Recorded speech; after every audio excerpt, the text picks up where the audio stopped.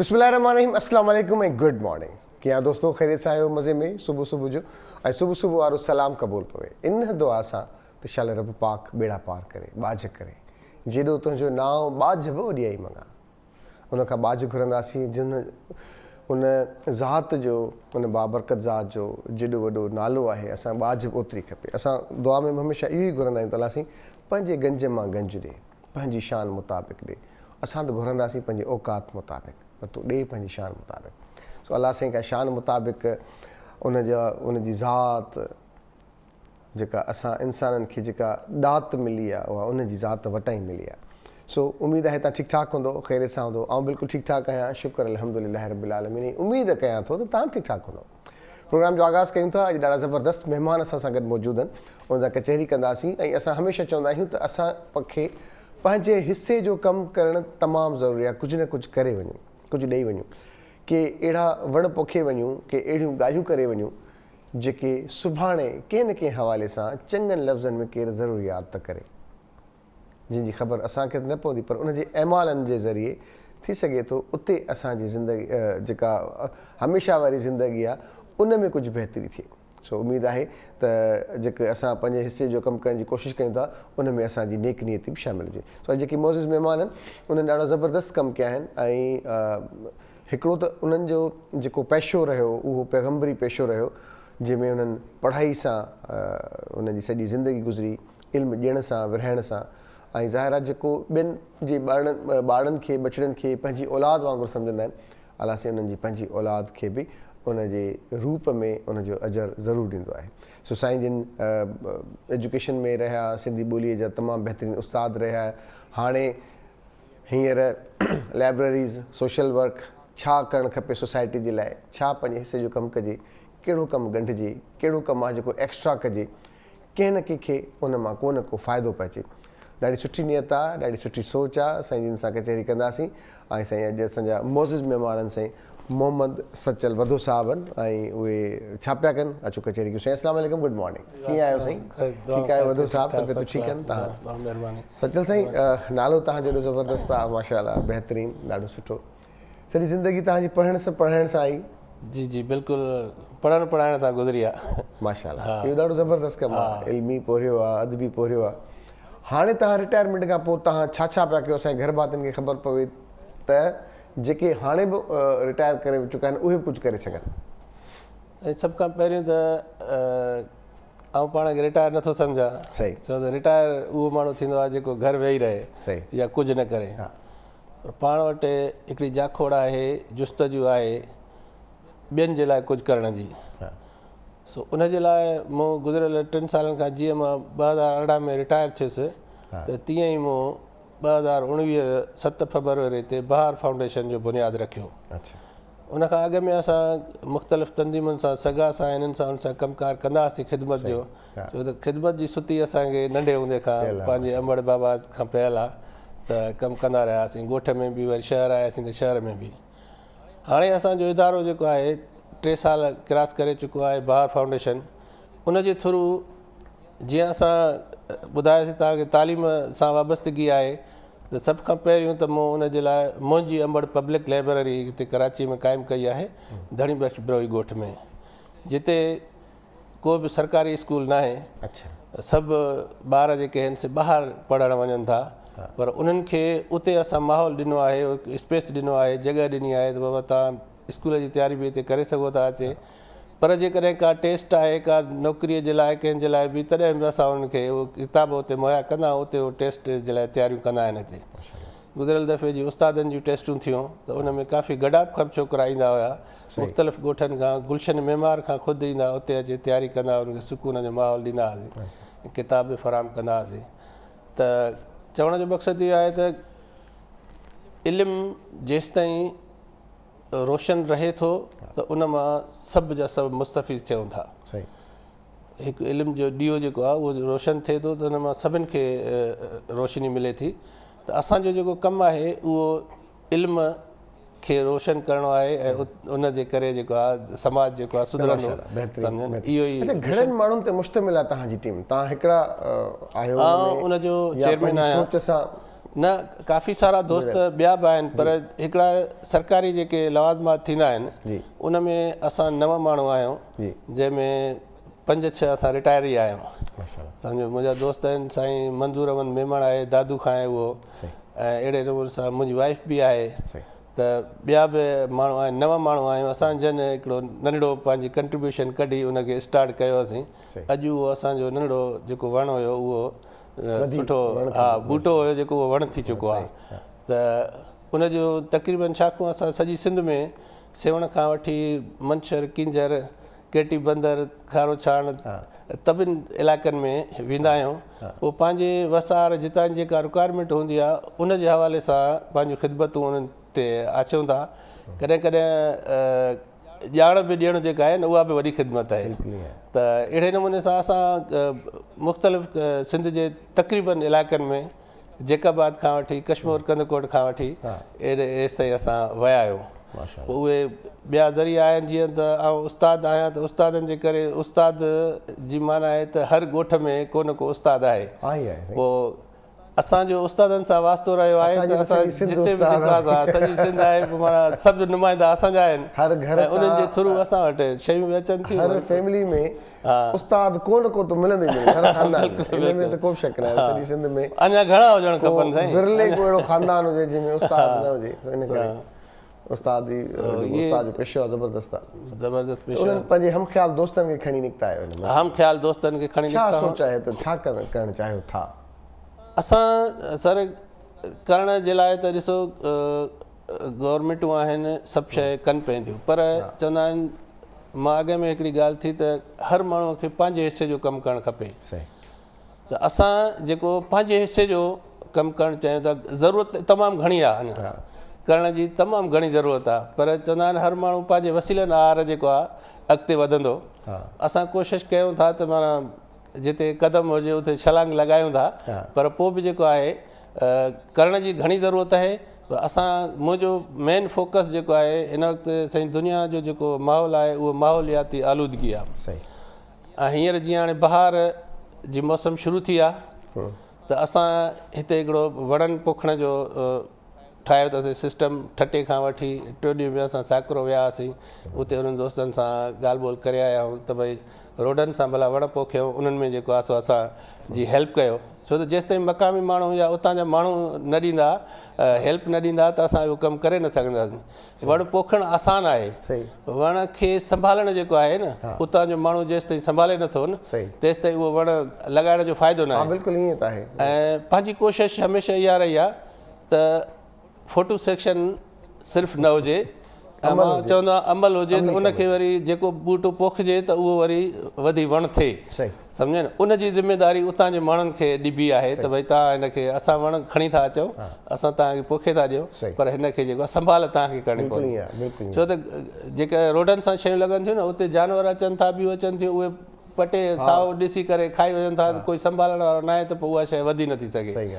So mission इहो आहे करणी पवंदी, हा वणनि जी हिफ़ाज़त। तीअं असांखे ज़रख़ेज़ ज़हननि जी बि हिफ़ाज़त करणी पवंदी। बिल्कुलु जेके ॻोठनि में अहिड़ा पढ़ियल गढ़ियल नौजवान आहिनि या जंहिंमें चाह आहे, जंहिंमें सिक आहे, जेके कुझु करणु चाहिनि था, त उन्हनि नौजवाननि खे बि थोरी गाइडलाइन जी ज़रूरत हूंदी आहे, थोरो उनखे थपकी ॾियण जी ज़रूरत हूंदी आहे। ऐं यकीन कयो त उहे नौजवान एतिरो अॻियां निकिरी था अचनि जेके थोरो प्लेटफॉर्म खपे, थोरो वास्तो खपे, थोरो शहर में रहण जी जॻह खपे, थोरो उनखे इंट्रोडक्शन खपे, ऐं पोइ हू पंहिंजो पाण खे पाण मञराइनि था। इन में को बि शक न आहे त जेके असांजे नंढनि नंढनि शहरनि में एॾा ज़रख़ेज़ ज़हन मौजूदु आहिनि नौजवाननि में, एतिरा टैलेंटेड आहिनि, उन्हनि खे सिर्फ़ु असाइनमेंट ॾियण जी ज़रूरत आहे, बाक़ी हू पाण खे पाण प्रूव कनि था त भई असां में कैपेबिलिटी आहे, असांखे तव्हां कमु त ॾियो, का असाइनमेंट त ॾियो, त पोइ हू करण लाइ हू बि आता वेठा आहिनि। सिर्फ़ु असांजो कमु इहो आहे त असां हुनखे थोरो गाइड कयूं, थोरो हर को पंहिंजे हिसे जो थोरो ॻंढे त ज़रूरु कयूं। सचल साईं तव्हां माशाल्लाह उस्ताद बि रहियो, सभु शयूं तव्हां सलाह ॾियनि। हीउ जेको लाइब्रेरी जो सिलसिलो आहे इहो तव्हांजो सिर्फ़ु कराची ताईं महदूदु रहंदो या वण सिर्फ़ु पोखियो था, हिन सां गॾोगॾु किताबनि जा बि तोहफ़ा उते जेकॾहिं ॾिजनि, नौजवान पढ़नि, थोरो घणो ख़बर पवनि? असांजो सर खानपुर जे भरिसां ॿियो हिकिड़ो कलरकोट जो ॻोठु आहे, उते बि हिकिड़ी लाइब्रेरी आहे, उन्हनि सां बि असां सहकारी आहियूं। हितां जेके शयूं असां वटि एक्स्ट्रा थियनि थियूं वरी उते पहुचायूं था। ऐं अहिड़ो इरादो मूंखे पंहिंजे ॻोठ में बि लाइब्रेरी क़ाइमु करण जो आहे, छो त घरनि में जेको माहौल आहे न साईं, उते जेका एक्स्ट्रा पढ़ाई आहे या एक्स्ट्रा को शौक़ु आहे, जेके दोस्त पढ़णु चाहिनि था उहे घर में पढ़ी नथा सघनि। उन जे करे लाइब्रेरियूं तमामु ज़रूरी आहिनि, त उते हिकिड़ो पीसफुल माहौल मिले थो, तव्हांखे किताब अवेलेबल मिले थो, अख़बार अवेलेबल मिले थी। जेके ज़हन पढ़णु चाहिनि था, कुझु हासिलु करणु चाहिनि था, उन्हनि जे लाइ इहा तमामु ज़रूरत वारी शइ आहे। त उते अची उहो ॿ चारि शयूं नोट बि करे वञनि था, लिखी बि वञनि था। पर घर में त ॿिया बि मसइला हुजनि था, कॾहिं हीउ सॾु थियो, कॾहिं हीअ शइ आहे, ॿार नंढा आहिनि उते, उहे डिस्टर्ब कनि था ॿी शइ। त घर में माना या त कमिरो बंदि करे लातालग थी वञे त पोइ त पढ़ी सघे थो। पर लाइब्रेरी में ईअं नथो थी सघे। जेकॾहिं उते 5 माण्हू ॿिया बि वेठा आहिनि त उहे बि पंहिंजे कित सां लॻियल हूंदा आहिनि। तंहिंजे करे उहो माहौल जुड़ियल आहे, छो त उते डिस्टर्ब न आहे करिणो, ॾाढे न आहे ॻाल्हाइणो। हीअ शइ पंहिंजी सुकून सां किताब कढी आहे, उते अची वेठो, हर कंहिंजी पंहिंजो ज़हन उते लॻल हुजे थो। त उते जी जेका तालीम आहे, या असां ख़ुदि कुझु लाइब्रेरियुनि खां, ऐं लियारी में रहंदो हुउसि, उते 2 लाइब्रेरियूं सुबुह जो उथी करे पहिरियों उते वेंदा हुआसीं, उते अख़बारूं पढ़ंदा हुआसीं। वरी ॿिए टाइम में को किताब पसंदि कंदा हुआसीं त उते किताब पढ़ंदा हुआसीं। हा, त असां ख़ुदि जेको माना असांखे क़दुरु आहे उन्हनि शयुनि जो, त इहे बेशक ॿिया माण्हू उनखे सम्झनि त हीउ को नंढिड़ो इदारो आहे, पर हक़ीक़त ॿुधायो त इहे जेके आहिनि रोशनीअ जा मयार। हा, ऐं उते लाइब्रेरी में वञण सां हिकिड़ो फ़ाइदो इहो थिए थो त हिकु त तव्हांखे उते माहौल तव्हांजी ॻाल्हि वांगुरु त उहो मिले थो। ॿियो, जॾहिं तव्हां थोरो पढ़ण खां पोइ थोरो रिलैक्स करण लाइ ॿाहिरि बि निकिरो था न, पाणी पीअण जे लाइ, कुझु खाइण जे लाइ, ऐं थोरो चवंदो त हाणे थोरो ईअं वॉक करे मोटी थो अचां जेसीं ताईं, त उते को न को अहिड़ो वरी तव्हांखे ज़हन ज़रूरु मिले थो जेको वरी गाइड करे थो, जेको रेफरेंस ॾिए थो। फलाणा किताब पढ़ो, फलाणा कालम पढ़ो, अॼु फलाणी अख़बार में ॾाढो फलाणे राइटर ॾाढो सुठो लिखियो आहे, हिकु नज़र उहो तव्हां पंहिंजी नज़र मां कढी छॾिजो, थोरो हे किताब ॾिसो, हीउ रेफरेंस वठो। त उतां गाइडलाइन मिले थी, उतां वधीक चाह मिले थो। वरी उन्हनि सां उन्हनि जहिड़ी कचहरी करे थो माण्हू, त वधीक शयूं अपडेट थियनि थियूं न। इहो वॾो फ़र्क़ु पियो थो लाइब्रेरी। बिल्कुलु वॾो। पर हाणे असांजो कमु आहे त नौजवाननि खे आणियूं कीअं लाइब्रेरी ताईं। हा, इहे प्रॉब्लम अॼुकल्ह जे दौर में ख़ासि तौर हिन इंटरनेशनल शहर में इहे वॾा आहिनि। पर चवंदा आहिनि त पतंग जेको आहे न, रोशनीअ जे पुठियां उनखे ख़बर आहे त हिते हिनखे भाकुर पाईंदुसि रोशनीअ खे त ख़तमु बि थी वेंदुसि, पर पोइ बि पतंग अचनि था। असां घणो तइदाद न हुजण जे बावजूदि मां सम्झां थो त इहे इदारा जॾहिं हूंदा भला त कोई लड़ी अचे थो, सम्झो न, जंहिंखे जुस्तजू हुजे थी कंहिं शइ जी सिखण जी। मूं वटि केतिरा माण्हू ईंदा आहिनि गडाप खां, हितां हुतां खां, साईं फलाणो किताबु आहे अवेलेबल थी सघे थो, फ़ोन करे पुछंदा, वरी पोइ जेको आहे अची वेंदा आहिनि। त जंहिंखे शइ कंहिंजी ॻोल्हा हूंदी आहे न साईं, उहो पहुची वञे थो।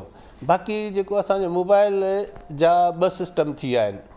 हिकिड़ो मोबाइल जेको आहे उहा बेरा रवी कई आहे त घर जो भाती बि आहे न, जेकॾहिं त उहो घर में चवंदा त घर वारो ज़ाल बि डिस्टर्ब न करे, त पुट बि डिस्टर्ब न कनि, ऐं पंहिंजे हुन में हथु पियो हले थो उन में।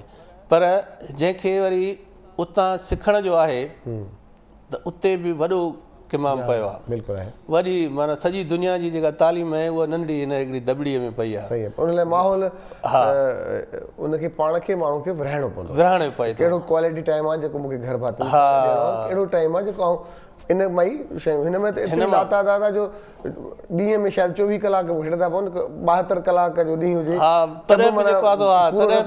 पूरो न पवंदो। पर असांखे पाण खे करिणो पवंदो, छो समाज सां लाॻापियल माण्हू आहियूं असां, त उनखे बि जेसि ताईं टाइम न ॾींदासीं त माना मामला हल। हा, मज़हबी ज़िमेदारियूं आहिनि, घर इहे सभु शयूं जेके आहिनि मिटनि माइटनि सां, पाड़े वारनि सां, सभिनी शयुनि खां सिर्फ़ु हिन जे हवाले थियण त उहे माण्हू ख़तमु थी था। हा, त इन करे पर घणियूं शयूं हिन में मां तव्हांखे ॿुधायां साईं, असां वटि हिन जे करे जेके इलाही घणा फ़ाइदा थिया आहिनि। पर मां अक्सर कचहरियुनि में चवंदो आहियां त असां हिननि शयुनि जे करे वरी थोरो अमल बि घटिजी वियो आहे असां वटि।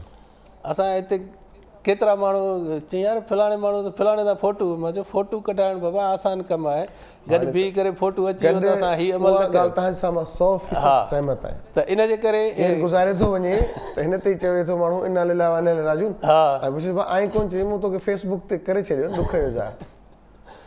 त इहा जेका हा इहा रिवायतूं आहिनि न उनखे धक रसियो आहे धक रसियो आहे बिल्कुलु हाणे धक रसियो उहे नए तरीक़े सां थियणु बाबा खपनि असांजी शादीअ में कोन आहे चए तो मूंखे किथे सॼो चए मां तोखे व्हाट्सएप जो कार्ड मोकिलियो चए बसि कार्ड मोकिली माना बसि माना थी वियो। मां बि व्हाट्सएप ते अची वियुसि हाणे मां फोन जे लाइक़ु बि न रहियुसि मां अचण जे लाइक़ु बि न रहियुसि जो दावत ॾिबी अॻु में पाण वञी दावत ॾींदो न हाणे उहा फॉर्मेलिटी पूरी आहे हा फॉर्मेलिटी पूरी आहे इन्हनि शयुनि खे बि असांखे अपडेट करिणो पवंदो। अच्छा सचिन साईं पाण अचूं था पंहिंजे हिन ते त हीउ जेको किताबनि जो लाइब्रेरी जो सिलसिलो आहे हींअर काफ़ी दोस्त असांजा ॾिसनि था घणनि जे दोस्तनि में एतिरा घणा किताब पिया आहिनि घरनि में पिया आहिनि जेके न पाण पढ़नि था न वरी उहे सिर्फ़ु सजाइण जे लाइ त कहिड़े तरीक़े सां उहे कंट्रीब्यूट करे सघनि था?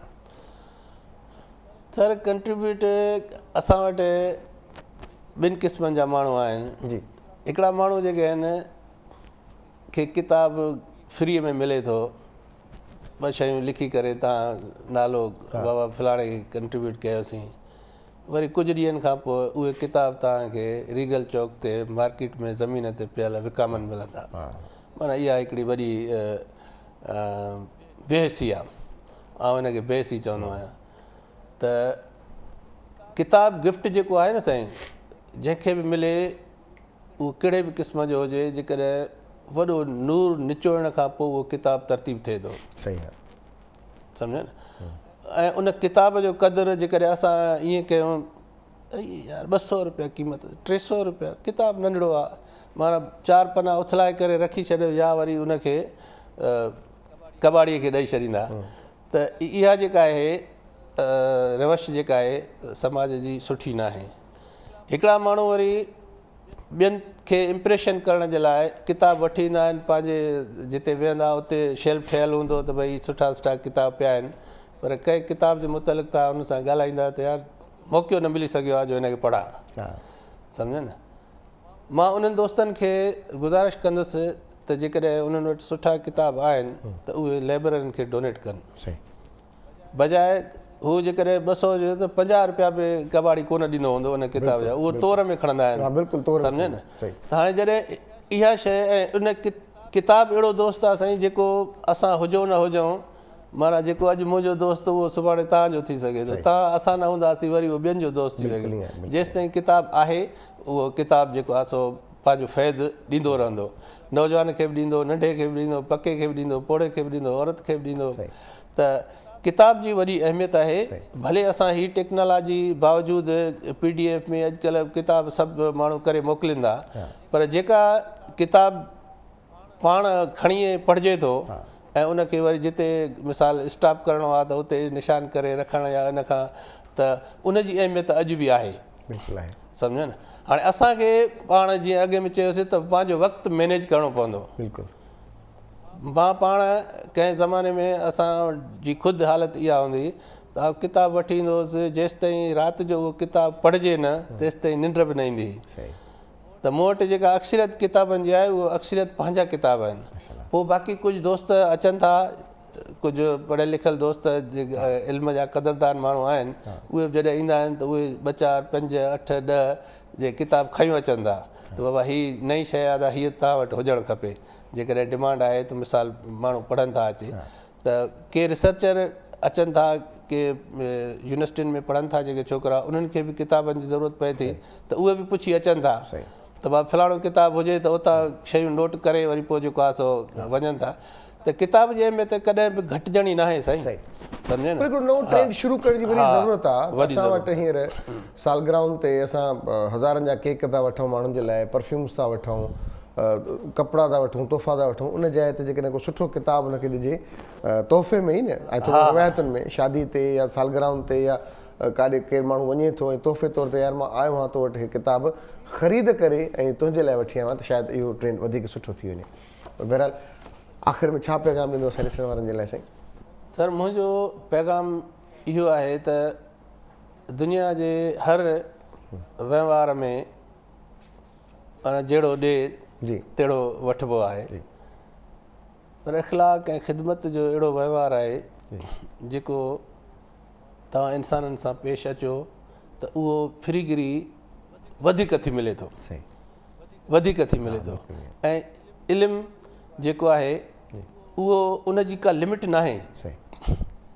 हाणे तव्हां पाण ॾिसो था त हर शइ जी स्पेशलाइज़ेशन थी वई आहे सही ऐं उन में हर शइ डॉक्टर स्पेशल आहिनि त हिकिड़े ई पार्ट जा जेको आहे मुख़्तलिफ़ माण्हू कन जो डॉक्टर अलॻि थी वियो आहे गोॾनि जो डॉक्टर अलॻि थी वियो आहे ॿी शइ त अहिड़े नमूने सां इल्मु बि एॾो वसी आहे जो तव्हां उनजी का स्पेशलाइज़ेशन जॾहिं कंदा वेंदव न त तव्हांखे ॾाढो मज़ो ईंदो त मुंहिंजो हिन तव्हांजे टाइम न्यूज़ जे हवाले सां हिकिड़ो पैगाम आहे दोस्तनि खे त दुनिया जूं ॿियूं मसरूफ़ियतूं बि आहिनि पर तालीम हासिलु करण जे लाइ कुझु सिखण जे लाइ स्किल जेके आहिनि उन्हनि जे लाइ टाइम ज़रूरी आहे कढणु असांखे जीअं पाण चयोसीं त भई माइटनि खे बि टाइम ॾियूं हिन खे बि ॾियूं पर ख़िदमत ख़ल्क़ जे लाइ बि थोरो टाइम ऐं पढ़ण जे लाइ टाइम ज़रूरी आहे उन सां बहितर इंसान थी सघे बिल्कुलु ईअं आहे साईं वॾी महिरबानी तव्हांजी सच साईं तव्हांखे अलाह साईं ख़ुशि रखे तव्हां पंहिंजो क़ीमती वक़्तु ॾिनो ॾाढी ज़बरदस्त सोच खे तव्हां अॻियां खणी निकिता आहियो अलाह साईं तव्हांखे अञा कामयाबु कंदो पर उनखां अलावा पूरे मुल्क में कुझु एक्टिविटीज़ स्टार्ट थी चुकियूं आहिनि किथे ख़ासि तौर ते पॉलिटिकली हवाले सां असां जेकॾहिं ॻाल्हायूं त पूरे मुल्क में अनसर्टिनिटी किथे किथे फील बि थिए पई त थिए छा पियो कीअं पियो थिए कुछ इशूज़ पॉलिटिकल आहिनि जंहिंमें कुझु पार्लियामेंटेरियंस पाण में ठहनि था नथा ठहनि किथे कॾहिं पेट्रोल महांगा आहिनि वरी अचानक सस्ता थी वञनि था वरी बेतमादी रिथ बि थिए थी वरी रैलीज़ थियनि थियूं मुख़्तलिफ़ पार्टीज़ पंहिंजनि कारकुननि सां गॾु अॼुकल्ह आवाम वटि वियल आहिनि आवाम खां फ़ैसिलो वठनि पिया उन सिलसिले में कराची खां थींदड़ शुरू थियल रैली जेका पाकिस्तान पीपल्स पार्टी शुरू कई आहे उहा बि जारी आहे उते पाकिस्तान तहरीक इंसाफ़ जी रैली बि हिते सिंध में आहे हींअर पीपल्स पार्टी जी रैली सिंध मां गुज़री हींअर पंजाब पहुची चुकी आहे ऐं रैली सां गॾु हिन लॉन्ग मार्च सां गॾु असांजो ज़बरदस्त भाउ दो चांडियूं उन्हनि सां गॾु मौजूदु आहे उन अखियुनि ॾिठा कहिड़ा सीन हुन पंहिंजो फिल्म बंदि बि कया आहिनि पर उन सां गॾु गॾु एक्चुअल रियलिटीज़ छा आहिनि पुछंदासीं अस्सलाम वालेकुम गुड मॉर्निंग आदा दो कहिड़ो हाल आहे गुड मॉर्निंग फर्स्ट क्लास वालेकुम सलाम ज़बरदस्त तव्हां हींअर किथे पता आहियो ख़ैर सां असां हाणे रहीम यार खान में राति रहीम यार खान पहुतासीं हा बिलावल भुट्टो जी रैली हुई रहीम यार खान में छा डिफरेंस आहे दो भाउ सिंध जे मुख़्तलिफ़ शहरनि में असां ॾिठोसीं त उन्हनि खे रिस्पॉन्स मिलियो माण्हू नज़र आया पंजाब में कहिड़ी सूरत हाल आहे पाकिस्तान पीपल्स पार्टी जी सभ खां पहिरियों डिफरेंस इहो आहे त सिंध में इंसान तावन ते कयो पुलिस तावन ते कयो हिते हुन पोइ हिते दाख़िल थींदे ई सभ खां पहिरीं जेका असांखे शिकायत माना थी उहा थी बाबा बैरल हटायो त सिपाही हटाए न हुते त डीसी बीठो हुजे कबार में पीपल्स पार्टी हुकूमत आहे सिंध में तंहिंजे करे हुते उहो पॉलिटिकली प्रोटोकॉल बि हो सीएम हुन में काफ़िले में बि हुयो सभु वज़ीर बि हुया हिते इहा शइ न हुई जो राति रुॻो हिकिड़ो रोड खुलाइणो सॼे वॾे वज़ीर खे पंजाब जे वॾे वज़ीर उस्मान बुज़दार सां ॻाल्हाइणो पियो हुन खां पोइ वञी हिकिड़ो रोड खुलियो ॿियो जेको आहे ॿियो इहो आहे त सिंध में माना जंहिं बि रोड तां बिलावल गुज़रियो थिए उते जेको ॻोठ हुयो जेको राज हुयो उन माण्हू वीचारा झंडा खणी रस्ते ते बीठा झंडा न हुआ तॾहिं बीठा घरनि जे छितनि ते माण्हू बीठा बिलावल थो मटे ॾिसूं हिते इहा कंडीशन न हुई हिते जिते हुननि इस्तक़बाल करणु चाहियो थिए या पार्टी माण्हू वठी आया थिए हितां जेका मक़ामी पंजाब में पीपल्स पार्टी आहे उते हुनखे उहे माण्हू हुया पर उहो जेको मास सपोर्ट जेका चइजे न जेका झोपड़ी में जेको पाण कंहिं ज़माने में लिखंदो त बाबा झोपड़ी जे मथां झंडो लॻल आहे बुटे जी हुन दीवार टिकियल आहे मानीअ पैसा हुजनि न हुजनि उहो हिते न सिराइक बेट में जेसि रही यार साल ते पहुता आहियूं अञा अॼु काफ़िलो अॻिते वेंदो मुल्तान आहे बावलपुर आहे वरी हिते मां थींदो लाहौर पोइ वरी वञी इस्लामाबाद पर हिते जेको आहे उहो मूंखे उहो बास जेका हिजरात रूट हेठि सतह जी जेका सपोर्ट हुजे न झुपड़ी मथे चढ़ी बीहो छित ते छित वारी सपोर्ट नज़र न आई आहे बाक़ी माण्हू गॾु थिया अथनि राति सुठो जलसो रही साल में अॼु आहे 3 मार्च ऐं हीउ जलसो हीउ जेको लॉन्ग मार्च आहे इहो इस्लामाबाद पहुचण जी जेका हिन जी तारीख़ आहे मुंहिंजे ख़्याल में 8 मार्च जी अथसि जी बिल्कुलु 8 तारीख़ पहुचंदो हितां खां अॼोको ॾींहुं सॼो ॾींहुं वरी सराइकी बेल्ट में आहे सही बावलपुर मुल्तान बावलपुर राति जेको आहे न मुल्तान में तरसंदो मुल्तान में जलसो आहे शामुल कुरैशी पंहिंजो मुक़ाबले में वरी यूसुफ़ गिलानी आहे हुते यूसुफ़ गिलानी ज़ाहिर आहे उहो ॿगुणो वज़ीर आज़म रहियो आहे त उनजो पंहिंजो सरसूख हूंदो इलाइक़े ते सभु शयूं आहिनि पर उन सां गॾोगॾु अदा दो जेका PDM आहे उन ऐलान कयो आहे PDM जे सरबराह मौलाना फज़लुर रहमान साहब त असां 48 कलाकनि जे अंदरि अंदरि बैतमादी जी रिथ आणींदासीं सभु मेंबर इस्लामाबाद पहुचनि त पोइ छा पीपल्स पार्टी जा मेंबर इहो लॉन्ग मार्च छॾे इस्लामाबाद वेंदा या इन लॉन्ग मार्च खे कैरी ऑन कंदा? मुंहिंजो ख़्यालु आहे हिननि सां जेको 6 तारीख़ ते जेको पार्टी सां इशू थिए पियो उहो थिए पियो हिकिड़ो त सिंध में सेनेट जी हिकिड़ी सीट ख़ाली थी हुन ते चूंड आहे, मिसाल खोले हुन फॉर्म भरायो आहे, तंहिंजे करे 6 तारीख़ मेंबर पहुचे रिटर्न थींदा एक्टीएस जेके जंहिंजो हिते हिन काफ़िले में हिकिड़ो वॾो हिसो आहे। ॿियो इहो त जेके MNA आहिनि उन्हनि खे इस्लामाबाद वञिणो आहे, छाकाणि त कल्ह खां हिकिड़ो हिते आहे त बाबा हुनखे कालूं अचनि पियूं मुख़्तलिफ़ न, ऐं हिकिड़ा चवनि था हिन खे वोट कयो बैतमादी रस्म में, ॿिया चवनि था ॿियनि खे कयो, तंहिंजे करे इन्हनि कालुनि खां हिननि खे लिकाइणो पए, एंगेज बि रखिणो आहे। हाणे जेकॾहिं पार्टी चादर जेकॾहिं जलसे में स्टेज ते आहे त पुठियां उन्हनि खे उन ते नज़र केरु रखे, सॼी लीडरशिप हिते हूंदी त नज़र केरु रखे। हाणे इहो पुष्पा लाइ हिकिड़ो इम्तिहान जी घड़ी हीअ आई आहे। अॼु मुल्तान पहुचण खां पोइ राति जो कुझु पार्टी कुझु न कुझु फैसला कंदी, मूंखे जेको लॻे पियो MPS खे चयो वियो, मुंहिंजी पटे MPS सां ॻाल्हि थी जेके हिते गॾु आहे, असांखे चयो वियो त तव्हां जेको आहे वापसि जेको आहे उहो वञो, त हाणे उहे वञनि था, MNA होॾां वञनि था, पकड़ बिलावल थिए थो या सेंट्रल थिए थी। अच्छा, इन सां गॾोगॾु जहांगीर तरीन जो इहो ई बेल्ट आहे न, त उनजे माण्हुनि जा रवैया ऐं उनजे माण्हुनि जी सपोर्ट अञा खुली करे साम्हूं नाहे आई मुंहिंजे ख़्याल में, उहो अञा उन्हनि बंदि रखियो आहे, उनजी सपोर्ट बि मौजूदु आहे गैर मशरूत। ज़ाहिरी तौरु नज़र नथी थिए, सही ज़ाहिरी तौरु असांखे जेकॾहिं नज़र अचे हा त असां जॾहिं सिंध पंजाब जी सरहद ते पहुतासीं त जहांगीर तरीन जो हिते शुगर मिलूं आहिनि, इहो बेल्ट वरी जहांगीर तरीन जो हिते वधीक ज़रई बेल्ट जो पंहिंजे अचे त ज़मीदारियूं पवनि, त हिते असांखे माना उबावड़ो में असांखे हिकिड़ो जेको शहर MPA शामिल थियो, PTI वारो थियो, उनजो हिकिड़ो काफ़िलो शहरियार शहर ऐं ॿियो जाम मेहताब ॾाहिर जेको अॻूणो वधी रहियो, उन्हनि जा बि माण्हू पंहिंजे जनरल सेक्रेटरी पासे को हिन पासे हुननि जो इस्तीफ़ा ॾियो, हुन चयो त न ॾियो, अहिड़ो को सिलसिलो हले पियो। बिल्कुलु सॼा इजी ख़बर पइजी थी वञे माण्हू केरु रखिया हुआ, छाकाणि अॼुकल्ह छा लॻा न त जेको प्ले कार्ड खणी था अचनि न, त हाणे ॾेखारिणो आहे चेयरमैन खे या पार्टी खे त बाबा हे सॼा सुहाग थिया हुआ, दो चांद माण्हू थिया, त दो चांद सॼा सुहाग फोटो लाज़मी आहे, त हर हिसाब ते ख़बर पइजी थी वञे त ही माण्हू जेके आहिनि उहे केरु वठिया हुआ या कंहिंजा माण्हू आहिनि, त उनजो जेको प्ले कार्ड ते हुन धणीअ पंहिंजो फोटो बि लॻल आहे, सही सही, बग़ैर माना पुछण जे तव्हां केरु वठिया हुआ, कुझु सवाल पियो अचे। तो असांखे हिते किथे अहिड़ी जॻह ते एॾी शयूं जेके आहिनि नज़र अची थी वञनि त केरु आहे, पर सिंध पंजाब सरहद ते का इस्तक़बाल अहिड़ी का शइ न हुई, माना सिंध पंजाब सरहद असीं पहुतासीं त 8-10 माण्हू बीठा असांखे गॾु थिया। असांजे साईं मुराद अली शाह साहिब केसीं ताईं साथ ॾिनो रैली जो, हिन लॉन्ग मार्च जो?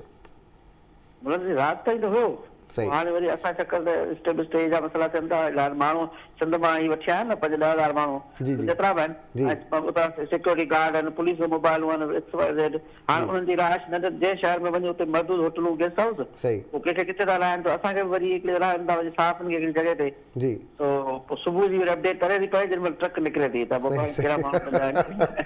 चलो wish U all the best, पंहिंजो ख़्यालु रखिजो ऐं अलाह साईं तव्हांजी मदद कंदो, इंशाल्लाह हिन कवरेज खे वरी कंटिन्यू कंदासीं तव्हांजा वक़्तनि पर वक़्तनि। वरी महिरबानी अदा दूध चांडियो ऐं अदा दूध चांडियो सां हाल अहवाल वरितोसीं त रैली जी छा अपडेट्स आहिनि, उन सां गॾोगॾु हींअर असां सां हिकु महिमान शख़्सियत मौजूदु आहे जिन जो ज़बरदस्त एक्सपीरियंस आहे, ख़ासि तौर ते हेल्थ सां रिलेटेड। हेल्थ हिकु त जेको ज़ाहिरी असांजी एक्सरसाइज़ आहे, असांजो खाइण पीअण आहे, असांजो चहिरो ॿुधाईंदो आहे, पर चहिरो असांजो इहो बि ॿुधाईंदो आहे त असां केतिरा ख़ुशि आहियूं, केतिरा सेटिस्फाइड आहियूं। असांजा निरड़ जा घुंज हुजनि, असांजियूं अखियूं हुजनि, असांजा लहजा रवैया लफ़्ज़ हुजनि, इहे ॿुधाईंदा आहिनि त अंदरि में छा पियो हले, अंदरि जेका मशीनरी आहे उन सां सिर्फ़ु हेल्थ सां रिलेटेड इशूज़ आहिनि या जेके दिमाग़ में असांजूं ॻाल्हियूं विलोड़ियल ॻाल्हियूं या जेको विलोड़ियूं पिया उहे असांजे चहिरे ते असांजे लफ़्ज़नि मां छा पियो निकिरे, उन लाइ तमामु ज़बरदस्त डॉक्टर, उनजो वसी एक्सपीरियंस आहे पाकिस्तान खां ॿाहिरि, ऐं जेके स्टडी कनि पियूं ऐं इन्हनि शयुनि खे ॾिसनि पियूं, ख़ासि तौर ते औरतुनि जे हवाले सां बि ॻाल्हाईंदासीं। असां तव्हांजी सभिनी ॼातल सुञातल शख़्सियत डॉक्टर मुबशरा असां सां गॾु मौजूदु आहे। अस्सलाम वालेकुम, गुड मॉर्निंग डॉक्टर। वालेकुम अस्सलाम। कैसी हैं आप? वेलकम। खांसी हुई भी है। ये तो हल्की फुल्की मौसीकी तमाम ज़रूरी है, तमाम ज़रूरी है ज़िंदगी में, दिस इज द रियलिटी है ना, ये तो हर घर में हर फर्द के साथ ऐसे होता है। चेंजेस, जैसे हम कपड़े बदल रहे होते हैं तो सीजनल चेंजेस, ये भी ज़रूरी है, बिल्कुल, थोड़ा सा बंदा खुद को भी जर्क लगता है, लगता है, ज़रूरी है। अच्छा डॉक्टर, आपने हेल्थ इश्यूज़ पे ज़बरदस्त काम किया, इतने सालों से काम किया और प्रैक्टिकली करके दिखाया कि इस तरह से अब हमारी ख़वातीन में ख़ास तौर पे जब 8 مارچ آنے والا ہے, اس کو بھی ذہن میں رکھتے ہوئے کچھ کمپٹیشنز ایسے ہیں جو ہم نے خود ساختہ پیدا کیے ہوئے ہیں, کچھ ایسی چیزیں جو اگلے کو کچھ نہیں پتا لیکن میں یہ سمجھتی ہوں کہ اس نے میرے ساتھ صحیح نہیں کیا. ان رویوں کو آپ کیسے دیکھتی ہیں؟ آئی وڈ سے کہ دیکھیں پرسنل اوپینین بہت مشکل ہوتا ہے کسی کے لیے بھی کرنا اور دینا. ججمنٹل ہونا یعنی آپ نے تھوڑی سی بات سنی, ٹیگ لائن سنی, اسی کو ازیوم کیا کہ یہ ایسے نہیں ایسے ہوا ہوگا سو اینڈ سو, کیونکہ وہی چیز آپ اپنے لیے بھی ریلیٹ کر رہے ہوتے ہیں. پھر اگر آپ کو کاؤنسلنگ کا ایشوز ہیں یا کاؤنسلنگ نہیں کروانا چاہتے ہیں, ایک ایگو سسٹم بھی ہوتا ہے کہ نو آئی نو ایوری تھنگ, مجھے سب پتہ ہے, اور آپ ابھی کے آئے ہو, آپ کو کیا ایکسپیرینس. تو یہ جو چیزیں کانٹراڈکٹ کرتی ہے سارے شعبوں میں, چاہے وہ میڈیا ہو, نیوز پیپرز ہوں, ایون سوشل میڈیاز ہوں, تو اپنی رائے کسی کے اوپر تھوپنا اور ازیوم کرنا کہ اس کے ساتھ ایسے نہیں ایسے ہوا ہوگا, حالانکہ ہوتا نہیں ہے. But the things are different. Stress level now, ہم جیسے واپس میں آئی ہوں about a year back, تو میں نے یہ نوٹس کیا ایک دم سے بہت زیادہ موٹیویشنل اسپیکرز پیدا ہو گئے. آج کل تو موبائل اٹھائیں 5 منٹ کا 6 منٹ کا ایسا درس ملتا ہے کہ بندہ کہتا ہے کہ ہاں یار یہ صحیح بات ہے. اسی بندے کا کسی اور سبجیکٹ پہ اگر میں کچھ سن لوں تو میں کہتا ہوں اس نے تو یہ کہا تھا, اب اس سے یہ ختم ہو گیا. اور ایون واٹس ایپ پہ بھی اگر آپ دیکھیں تو کافی لڑائی جھگڑے ہو رہے ہوتے ہیں گروپس کے اندر. تو آئی وڈ سے کہ دیکھیں وہ اس وقت کیا پوزیشن میں ہوگا اور کیا موڈ میں ہوگا, موڈ پہ بھی بہت زیادہ ڈپینڈ کرتا ہے. اف یو آر ورکنگ اور corresponding at the same time تو پرابلم ہوتی ہے. اب پیشنس ختم ہو گیا ہے, رکنا تو ہے ہی نہیں, ہر چیز جلدی چاہیے اور تیزی میں چاہیے.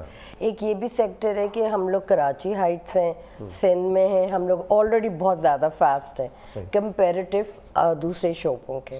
جیسے اگر آپ پشاور چلے جائیں, لاہور چلے جائیں, بلوچستان, وہاں کی پبلک تھوڑا بہت زیادہ فرق ہے. ہم ہر چیز بہت اگریسو ہے, ان لوگ بہت زیادہ کام ڈاؤن. ہو جائے گا نا کہ فکر کرنے کی کیا بات ہے, آج نہیں کل کر لو, کل نہیں پرسوں کر لو, ہر چیز لینتھ کرنے کے لیے. ہم تو آنے والے کل کی بھی کہتے ہیں کہ ہم ابھی کر دیں, بالکل ایشو نہیں ہے. بالکل. اور ہر چیز اپنے اوپر مسلط کرنا, یہ ایک بہت بڑی چیز ہے جو میں نے فائنڈ آؤٹ کیا کہ دیکھیں ہر ڈاکٹرز کا رول الگ ہوتا ہے. جب ہم لوگ وی ور ٹاکنگ اباؤٹ اٹ کہ اگر آپ کاسمیٹولوجسٹ ہیں تو آپ جنرل فزیشین نہیں بن سکتے فار انسٹنس.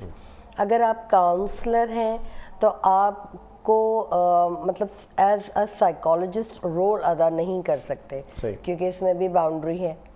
اگر آپ لیگل ایڈوائزر ہیں تو آپ دوسروں شعبوں کو ٹچ نہیں کریں کیونکہ وہ آپ کی ڈومین میں نہیں ہے. بٹ ہمارے یہاں ہوتا یہ کہ we trying to help each other. اور وہ موٹیویشنل اسپیکر کا کیا کام ہے کہ اگر آپ میں ہمت ختم ہو چکی ہے, آپ نے اپنی لائف سے اسٹریس سے مطلب ہار مان لیے, گیو اپ کر دیا, آپ کا موڈ خراب ہے, دل نہیں چاہ رہا اٹھنے کے لیے, جو چیز پاس میں ہو چکا ہے اس کو لنگر آن کرا ہوا, اس کو hold on to the belongings. جیسے اگر آپ ایک بہت پرانے گھر میں رہ رہے ہیں جو آپ کے پیرنٹس کا دیا ہوا, تو آپ نے اس کو ہولڈ آن کر لیا, یعنی آپ اس کو لیٹ گو نہیں کرے. بھائی چھت خراب ہو گئی ہے, فلور خراب ہو گیا, ہر گھر کی ایک ویلیو ہوتی ہے, تو آپ نے اس کو ہولڈ آن کر لیا. یہ چیزیں بہت مشکل ہوتی ہے ڈفرینشیٹ کرنے کے لیے کہ آپ موٹیویشنل اسپیکنگ کی بات کریں یا آپ کاؤنسلنگ یا ایز اے سائیکالوجسٹ رول ادا کر رہے ہیں یا ایز اے سائیکو تھیراپی ادا کریں. موٹیویشنل مینس آپ ایک شخص بہت زیادہ ڈل ہوا ہو, فوبیاز ہیں, ڈپریشن ہے, اس کو اس موڈم سے نکالو اور دوبارہ سے لائف میں لے کر آؤ. اس کے ایک الگ الگ پارٹس ہوتے ہیں. آپ اس کو کاؤنسل نہیں کر سکتے بٹ اس میں ایک امید, ایک پمپ اپ کہتے ہیں نا, بوسٹر لگوا لو, آپ اس کو بوسٹ اپ کر سکتے ہیں. تو یہ بہت بڑا فرق ہے جو اکثر جیسے ایون ہم پیرنٹس ہمیں گائیڈ کرتے ہیں, دیٹ از گائیڈنس, وہ ہمیں کاؤنسل کرتے ہیں. وہ موٹیویشن ہمیشہ مدرز ہوتی ہیں, ارے کوئی بات نہیں ہو جائے گا نا, فکر کرنے کی کیا بات ہے. دوسری چیز جیسے ڈرمیٹولوجی میرا شعبہ ہے, ایز اے کاسمیٹولوجسٹ, تو اکثر میں دیکھتی ہوں کہ لوگ اپنے آپ سے خوش نہیں ہیں, اپنی اسکن سے خوش نہیں ہیں, بالوں سے خوش نہیں ہیں. یا تو دو چیزیں ہو سکتی ہیں کہ اوور ہو جاتے ہیں, مطلب ایک پارٹ ہے کہ اور کانشیس ہو جاتے ہیں, ہاں کہ آپ نے کبھی زندگی میں کچھ کیا ہی نہیں, آپ 40-45 کے ہیں, آپ کی امیدیں اتنی ہائی ہیں کہ میں ایک سیشن کرا لوں گی بس سب صحیح ہو جائے گا, ایسا نہیں ہوتا. پھر ایک ہے ینگر جینڈر, اب وہ اتنا سوشل میڈیا کا پریشر ہے کہ جب آپ دیکھتی ہیں خوبصورت models, TV actors, actresses, آپ ان کی طرح بننا چاہتے ہیں, تو you start comparing to yourself. آپ کو اپنے آپ سے نفرت ہونے لگ جاتی ہے, ارے مجھ میں, میرے خیال میں میری ناک تھوڑی سی بڑی ہو گئی, لپس تھوڑے سے پتلے ہیں, اس کو تھوڑا سا میرے خیال میں بڑا کر دینا چاہیے. بٹ یو ڈونٹ ریئلائز کیا یہ آپ پہ سوٹ کرے گا. مینٹل اپروچ ایگزیکٹلی, کیسے لائی جائے, بالکل, کہ آپ کس طریقے سے اپنے آپ سے خوش رہیں, جو ہے اس کو ایکسیپٹ کر لیں. رنگ سانولا ہے تو گورا کرنا ہے, اب گورا کرنا ہے, اگر اتنا ہی آسان ہوتا تو پوری افریقہ قوم پوری ہو چکی ہوتی گوری. جو چیز ہے اس کو ایکسیپٹ نہیں کر رہے. اگر آپ کہتے ہیں بس تھوڑی سی چربی ادھر آ گئی ادھر آ گئی, ارے بھائی اس کو نا آپ ہائیفو کروا لیں, اس کو بالکل پتلی کر لیں. آپ یہ تو دیکھیں آپ سوشل میڈیا پرسن ہیں, آپ ہاؤس وائف ہیں, یا آپ کی شادی ہو رہی ہے کہ فار انسٹنس تھوڑا بہت کر لو. بہت ارلی بھی کچھ بہت زیادہ ٹریٹمنٹس کروا لیں, پروسیجرز کروا لیں, تو ظاہری بات ہے بائی دی ایج آف 35 آپ پہنچتے ہیں تو آپ کا چہرہ بدل چکا ہوتا ہے. تو آئی وڈ سے کہ رائٹ ٹائم پہ رائٹ اپروچ کرنا بہت بہت ویلیوبل آئی وڈ سے ایک پوائنٹ ہے کہ آپ اپنے آپ کو ریئلائز کریں نا.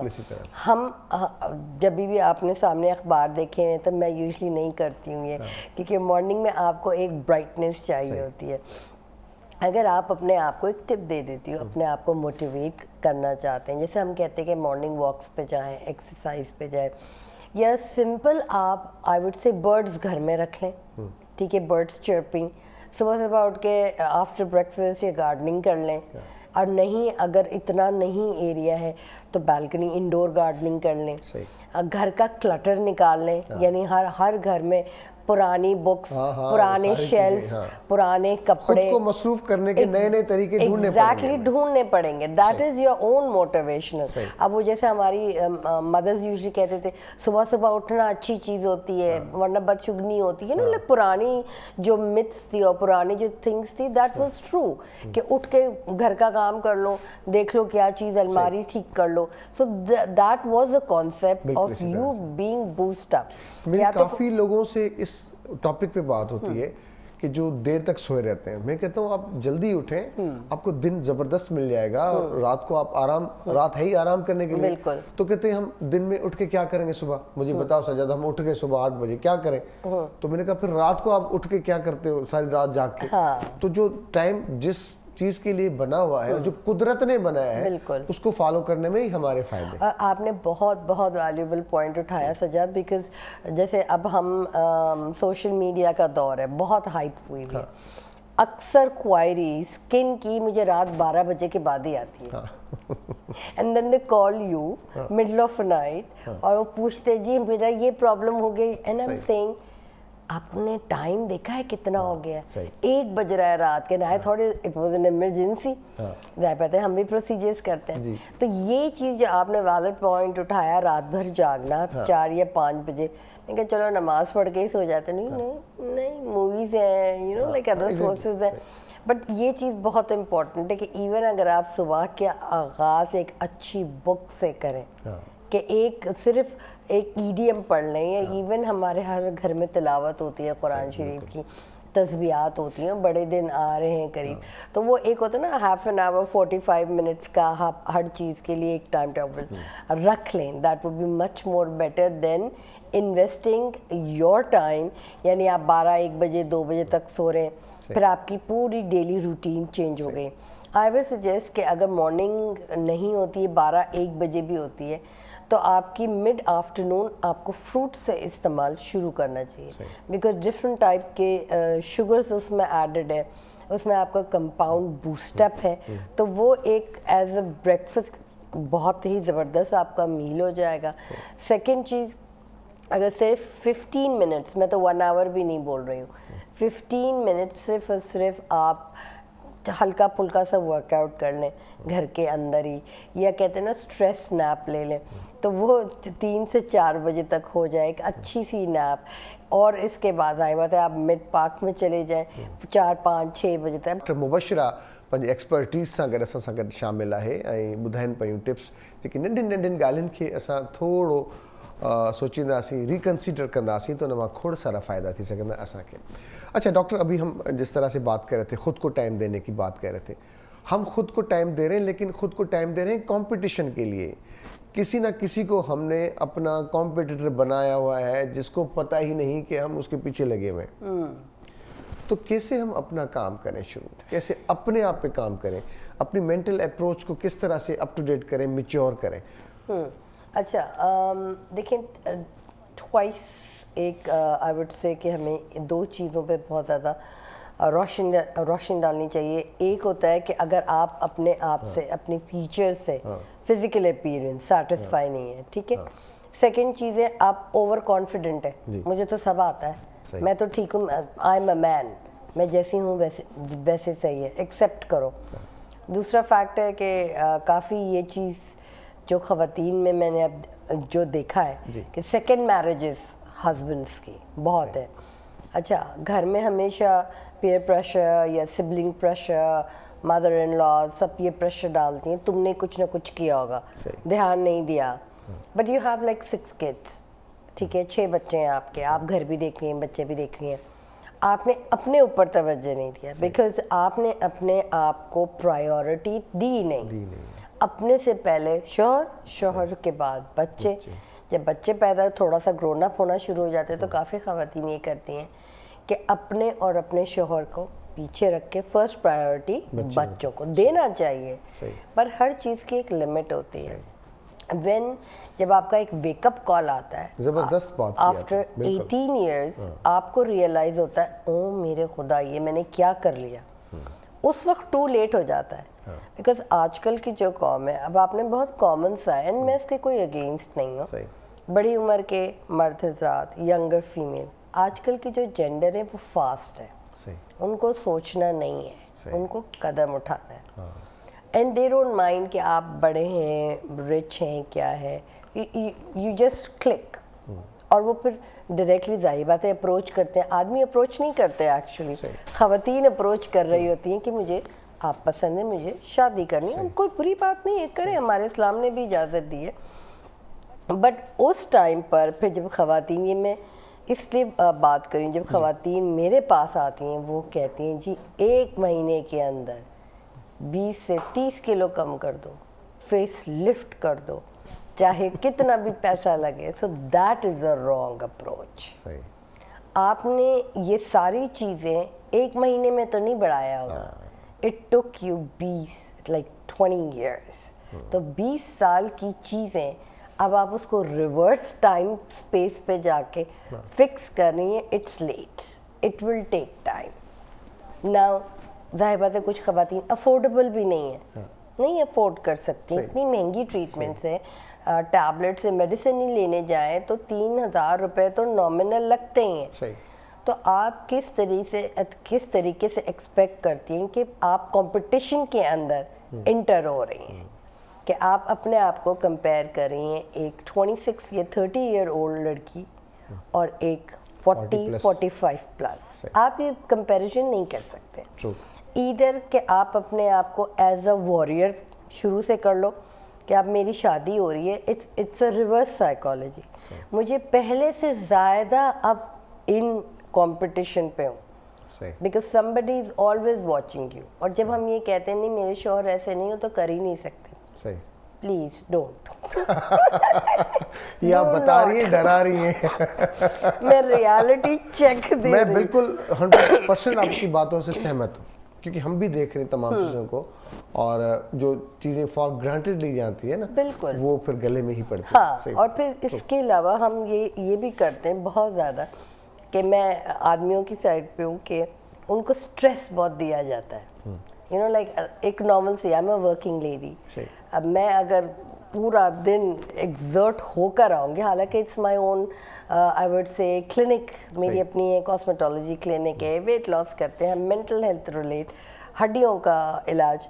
जब मैं भी वापस आती हूँ तो मुझे भी एक अच्छी एनवायरनमेंट घर में चाहिए होता है, नॉट कंप्लेनिंग फैक्टर। तो मैं मर्द हजरात से भी बिल्कुल 100% एग्री रहूँगी कि जब आप घर पे आते हैं you want something you know like cooling effect. तो बम्बार्टमेंट ऑफ और आर्ग्यूमेंट, और आपने ये तुसी ग्रेट हो पाजी, तुसी ग्रेट हो। आपने बड़े अरसे के बाद कोई हमारा मौक़िफ़ दुनिया तक पहुंच चुका आपके तवज्जुह से। बेचारे मर्द क्या बिल्कुल, करेंगे, बेचारा शादी मर्द वेलफेयर एसोसिएशन भी है जी। शादी करेंगे और फिर वो यही कहते हैं कि जी हमें बच्चे नहीं चाहिए। तुम जैसी हो सही हो। सही। फिर जो दूसरा पार्ट होता है तो वाई विमेन से ओ ये मुझे छोड़ ना दे, उसको बच्चे नहीं चाहिए। एक होता है ना कॉन्सेप्ट के बच्चे कर लो तो मर्द कहीं नहीं जाएगा। नो सही सही सही सही करते हैं आदमी लोग के।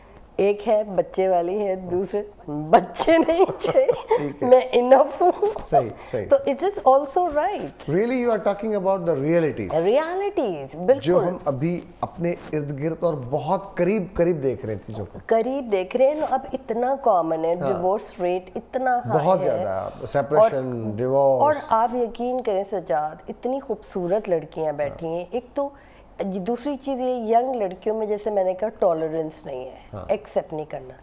सास ने ये बोल दिया यार आप अपने घर से उठ के दूसरे घर में जा रहे हो और आप एक्सपेक्टेशन क्यों आए हैं कि जैसे आपकी मम्मी ने ब्रॉटअप किया वही चीज़ आपके ससुराल वालों में होगा। नहीं, it's not going to be like that. आपको एक change, marriage means change, accept करो and it's a hard part. क्योंकि आप जो 20 साल 25 साल से जो मिस्टेक्स कर रहे थे घर में, बेचारे पेरेंट्स एक्सेप्ट भी कर रहे थे, कवर अप भी कर रहे थे, पैम्पर भी कर रहे थे और काउंसलिंग भी कर रहे थे डांट डपट के कि देखो भाई तुम उधर जाओगी तो पता नहीं क्या होगा। वो चीज़ें नहीं समझ आती। Lot of women they don't know how to cook, honestly speaking. Order कर लो और माशाल्लाह से खाना क्यों इतना है, am I right? आप रात को देखे ना, ये दौड़ दौड़ के बेचारे पागल हो गए जो बाइक पे खाने पहुंचा रहे हाथ पूरे में कराची थैली हो रही में। होती आप है। रात को 2 बजे भी जाएं आप बोलेंगे इतना ट्रैफिक। आप देखेंगे वही लोग हैं जो बाइक पे बेचारे वो खाना पहुंचा रहे होते हैं मुख्तलिफ जगहों बहुत। पे। और मैं भी मंगवाती हूँ रात में, गेस्ट आ जाते हैं। सही। जाहिर बात है आप हर किस्म के हिसाब से अपने घर में खाना पकता है। सही। रात में ख़त्म हो गया ऑब्वियसली नेक्स्ट मॉर्निंग आपको फ्रेश। बेचारे आदमी कहाँ जा रहे भाई, ऑफिस से जा रहे, एक थैली रोटी सालमन का चाहिए, अपने लिए नहीं सबके लिए। सबके लिए। I mean what were you doing before, बेचारे 10-12 आवर्स की जॉब और शिफ्ट्स के बाद फिर खाना आउटडोर। तो ये चीज़ दूसरी हम में एक चीज़ ये बहुत ज़्यादा इम्पोर्टेंट है कि जब आपके ख़वातीन के लिहाज से दोनों के पेट बढ़ रहे हैं, सही। स्पीड में किसके बढ़ रहे, ख़वातीन के बढ़ रहे, कंट्रोल करो। आप यकीन करें मैं मॉल जाता हूँ जब भी, एक दफ़ा में 1 सेकंड या कुछ सेकंड्स के लिए ज़रूर खड़ा होके सिर्फ ऐसे देख रहा होता हूँ और माशाल्लाह से मुझे रेशो पता लग जाता है कि 80% ख़वातीन होती हैं और 20% जो है वो बच्चे और उनके मर्द हज़रात होते हैं। लेकिन ज़्यादा ऑर्डर्स आप देखें तो वो ख़वातीन कर रही होती हैं और माशाल्लाह से टेबल्स पे भी वही लगी रहती है। मर्द बेचारे चले थोड़ा थोड़ा कर लिया और वो ऐसे ख़त्म करती हैं कि मैं तो हैरान रह जाता हूँ। और मैं बताता भी हूँ, आप देख लें ज़रा। मैं जब इवन कंसल्टेशन करती हूँ तो मैं पूछती हूँ आप ब्रेकफास्ट में क्या खाती हैं? ज़्यादा नहीं। अच्छा कितना? 2 रोटियाँ और चावल। अच्छा, और उसके बाद मीठा तो चलेगा ना? हाँ मीठा तो चलेगा ना। अच्छा चलो भाई, और पानी नहीं, जूस पी लेते हैं। आई वुड से चाय 5-6 कप चाय। मैं कहा अच्छा वर्किंग लेडी? नहीं, हाउस वाइफ। अच्छा हाउस वाइफ, स्ट्रेस क्यों है फिर? अब मुझे अगर अपने वर्किंग स्केड्यूल से एक दिन ऑफ मिलता है तो मैं तो that is a golden moment. अच्छा हाँ ठीक है। नहीं बच्चे चले जाते हैं ट्यूशन, सुबह स्कूल चले जाते हैं, कारी साहब आ जाते हैं। मैंने कहा टाइम कितना मिला? बच्चा भी तो खेलेगा 2-3 घंटे। नहीं मैं बहुत काम है। मैंने कहा यार काम तो है ही नहीं।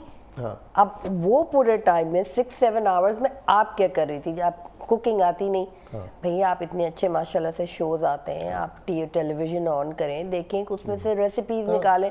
آج کل تو سیل فون پہ بھی ریسیپیز آ جاتی ہیں اچھی اچھی.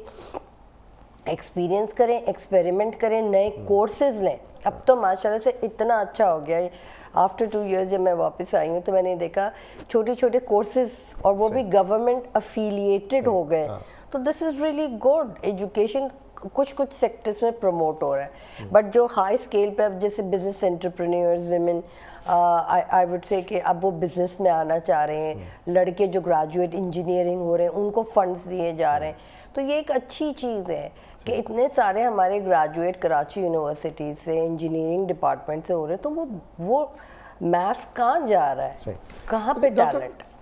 ان تمام چیزوں کو لے کے اب جیسے مارچ ہمارے اوپر کھڑا ہوا ہے, تو خاص طور پہ ہماری بہنیں کہتی ہیں ہمیں عورتوں کے حقوق دیں. کون سے ایسے حق ہیں جو ابھی تک رہتے ہیں جس کو دینے کی ضرورت ہے؟ کچھ نہیں ہے, یہ پروپیگینڈا ہے. میں تو اس کی کافی آئی وڈ سے کہ ظاہر بات ہے باہر ملک, آپ کو تو پتہ ہے سچاتا ہے ban all over the world. I would say ہم لوگ بڑے پریویلیج ہیں خواتین کے, ہمیں بہت رسپیکٹ دی جاتی ہے یہاں پر. باہر ملکوں سے ہم کمپیریزن نہیں کر سکتے بیکاز وہ چیز ختم ہو چکی ہے. They are failures abroad, they are totally failures. ہمارے یہاں بہت اچھی چیز ہے, آپ کہیں بھی چلے جائیں خواتین پہلے, چلو بھائی اگر لائن میں لگے, بینکوں کے کیوز میں لگے, خواتین پہلے.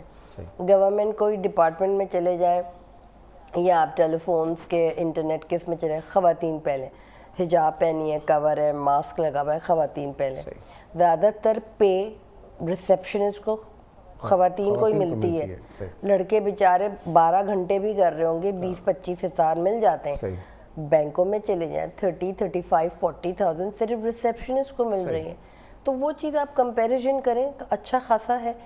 آپ اگر غلط چیز کو لے کے خواتین کے حقوق اگر یہ کریں گے تو میں یہ بولتی ہوں پہلے پروف کرو کہ تم ایک اچھی ہیومن بینگ ہو. آپ کس طریقے سے اپنا رائٹ مانگ رہے ہو. ہمارے اسلام نے ہر چیز کا رائٹ دیا. آپ جس ملک میں رہ رہے ہیں آپ کو ہر چیز رائٹ آئی وڈ سے کہ بیڈ پہ مل چکی ہے. آپ کو یہ کوئی نہیں بولتا کہ اپنی روٹی کماؤ اور خود کھاؤ اور ہمیں بھی کھلاؤ.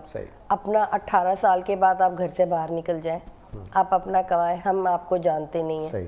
آپ باہر تو بالکل ایسے ہیں, آپ 18 سال کے ہو, آپ لیو ان ہو, آپ کے ساتھ جتنے لڑکے لڑکیاں رہتے ہیں مل کے رہو. ڈرگس پہ چلے جاتے ہیں, الکوہول پہ چلے جاتے ہیں. تو ہم میں وہ کمپیریزن نہیں ہے. Karachi is very westernized, it looks like a Dubai.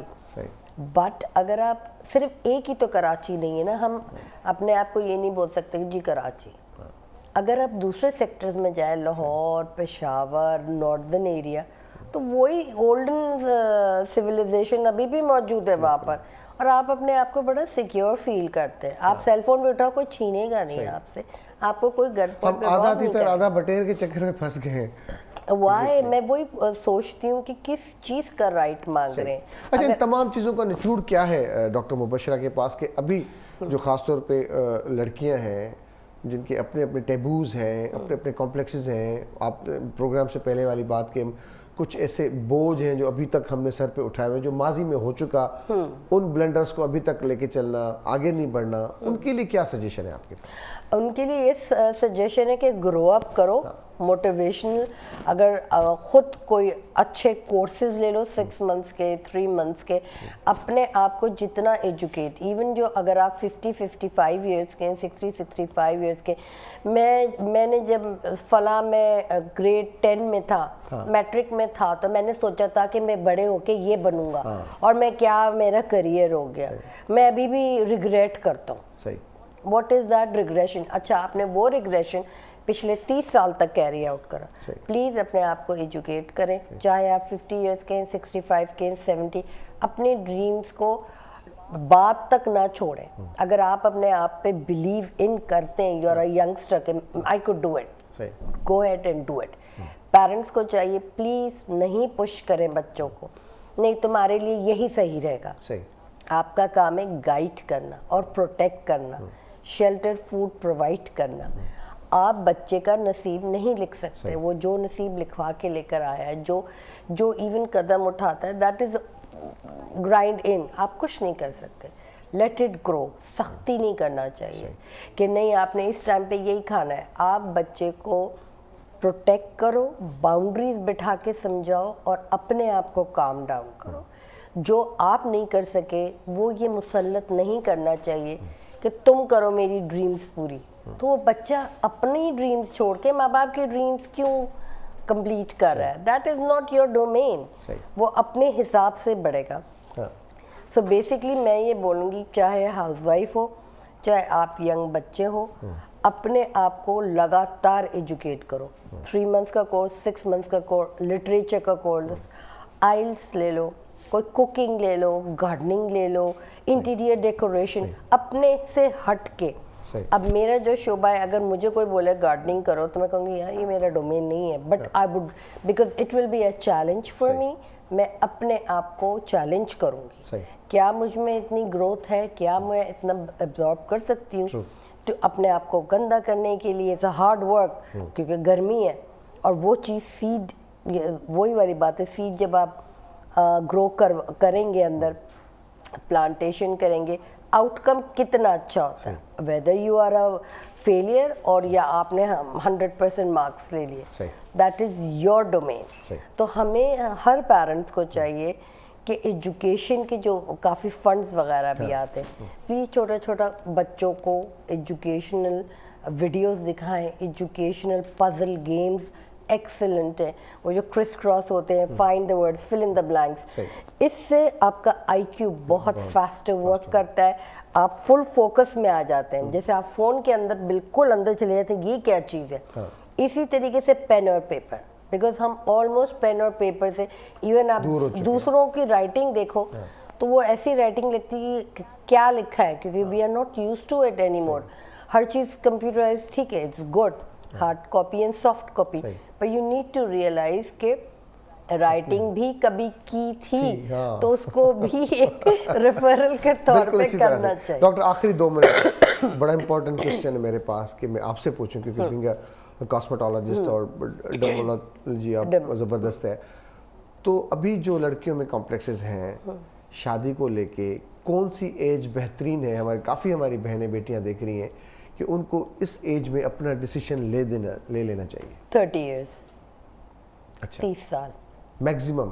30 से पहले नहीं। अच्छा, यू आर अ चाइल्ड। अच्छा, आप बच्चे की शादी कराएंगे गुड्डा गुड्डी की? नहीं। तो life is not a joke. हम जो पेरेंट्स कहते हैं नहीं करा देना चाहिए, उम्र गुजर रही है, ट्रेंड चेंज हो गया, उम्र नहीं गुजर रही। बिकॉज बाय द टाइम आपको होश आता है आपकी उम्र 26 की हो जाती है। आपने एजुकेशन ऑलमोस्ट, जैसे MBBS की भी होती है, 26-27 तक तो आप ग्रेजुएट होकर बाहर आते हो, सही, आप नेचुरल लाइफ में इंटर होते हो। इवन जो यंग लड़का होता है 22-23 में, उसको क्या पता है, बच्चे बच्चे बच्चे, सही, यू डोंट नो। सही। फिर माइंड चेंज होता है, बिकॉज आपको एक चीज़ है, अगर मैं आपको एक खाना रोज़ाना दूंगी आप खाएंगे? सही। You like to have change, सही। वो एक्सपीरियंस करता है। तो इस वजह से मैरिजेज नाउ ब्रेक हो रही है, क्योंकि एवरीबडी वांट चेंज। ये क्या हो गया, बहुत अर्ली शादी कर ली थी, बच्चा भी होगी, इतनी रिस्पॉन्सिबिलिटी, नॉट अ जोक कि पेरेंट्स संभाल लेंगे। हाँ, अगर आप बहुत लैंड लॉर्ड हैं, वेल्दी हैं, उस वक्त भी देखें बच्चे क्या, पेरेंट्स क्या बोलते हैं, पढ़ लेने दो, बाहर पढ़ लेने दो, वापस आएगा तो संभालना तो यही है ना। That is right. अपनी लाइफ जियो, डू नॉट पुश। चाहे अगर आपके घर में 5 भी बेटियां हैं, पढ़ने दें। हर लड़की की अलग अलग स्किल्स होगी, और अब तो घर बैठी ख़वातीन ज़्यादा कमा रही है बनिस्बत आदमियों के जो बाहर जाके कमा के लेकर आ रहे हैं। कुकिंग हो गई, आर्ट एंड क्राफ्ट हो गया, टीचिंग हो गई, उलमाओं के क्लब्स खुल गए हैं कि आप उसमें अपने बच्चों को हिफ्ज़ करवा सकते हैं। ऑनलाइन स्टडीज़ हैं बिकॉज ऑफ कोरोना, जो अब हमने बहुत ज़्यादा, अब तो हम ट्रेंड हो गए हैं, बिल्कुल। उसमें ऑनलाइन वर्क भी मिल रहा है। अब आप ऑनलाइन जॉब करें और पैसे कमाएं, पैसे आपके अकाउंट में ट्रांसफ़र हो जाएंगे। तो there are too many things, options बहुत हैं अब। तो एक चीज़ पे स्टिक अराउंड नहीं करे कि मेरा बेटा BBA करेगा, नहीं, अब ख़त्म, MBBS करेगा, इंजीनियर, नो। अब तो IT का ज़माना है। IT के बच्चे, लाइक मोस्ट बिलियनर्स, जो यंगेस्ट बिलियनर है, he is only 26 year old. वो बोलता है मेरे पास इतना पैसा है, मुझे पता ही नहीं मैं क्या करूँ। तो वो क्या कर रहा है, डोनेट कर रहा है। अलग अलग सोर्स है, वो कह रहा है मैं जितना डोनेट कर रहा हूँ मुझे उतना वापस मिल रहा है, बिल्कुल। तो मुझे समझ नहीं आ रहा, मैं अकेला एक हूँ, आई एम ओनली 26, मुझे ये नहीं पता कि मैं क्या करूँ इतना पैसा का। तो that is the right approach. तो मेल और फीमेल इवन जब आप काम भी करते हैं, यू आर नॉट मैरिड, तो वो जो आप पैसा कमा रहे हैं तो वो घर ही में लेकर आ रहे हैं ना। यंग बच्चे तो बोलते हैं ना 20,000 सही है मेरे लिए, रेस्ट मैं अपने पेरेंट्स को दे देता हूँ, घर में उनको ज़्यादा ज़रूरत है। तो ये ना बोलें कि एक भाई है और 5 बहनें वही कमा के, नो टू मच प्रेशर, सबको मिल बांट के काम करना। Thank U very much doctor, ज़बरदस्त बातें की आज, तमाम चीज़ों को हमने कवर करने की कोशिश की और बहुत ज़बरदस्त मज़ा आया। काफ़ी जो रियलिटीज़ थी उनको आपने आज ज़बरदस्त अंदाज से बताया हमें और उस पर काम करने की ज़रूरत। थैंक यू अगेन जी दोस्तों, असांजो प्रोग्राम पंहिंजी पुॼाणी ते पहुतो। पंहिंजे मेज़बान सजाद सुहाग खे ॾींदा इजाज़त। इंशाअल्लाह ताला सुभाणे पंहिंजी थींदी मुलाक़ात, तेसिताईं अल्लाह निगहबान।